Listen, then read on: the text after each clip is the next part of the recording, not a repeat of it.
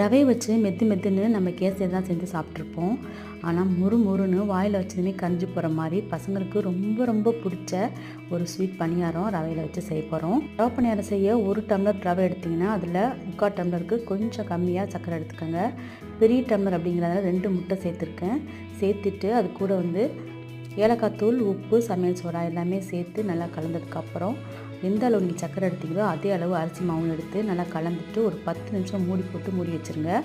இடியப்ப மாவாக இருந்தால் ரொம்ப நல்லாயிருக்கும். வறுத்த மாவுன்றனால நல்லா கிறிஸ்பியாக இருக்கும் நம்ம சாப்பிட்றதுக்கு பணியாரம். நம்ம சேர்த்த முட்டையும் சர்க்கரையும் நல்லா இலையை கொடுத்து நம்ம பணியாரம் போடுற அளவுக்கு கன்சிஸ்டன்சி ஒரு 10 நிமிஷம் ஊற வச்சா நமக்கு கிடச்சிரும்.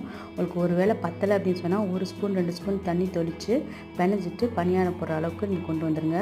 எண்ணெயை காய வச்சு நம்ம பணியாரத்துக்காக ரெடி பண்ண மாவை இதே மாதிரி கிள்ளி போட்டு அடுப்பை மீடியமாக வச்சு எடுத்திங்கன்னா நல்லா டேஸ்ட்டான மொறுன்னு பணியாரம் கிடச்சிரும். இந்த மாதிரி ரெசிபி பார்க்க நம்ம சேனலை ஃபாலோ பண்ணிக்கோங்க.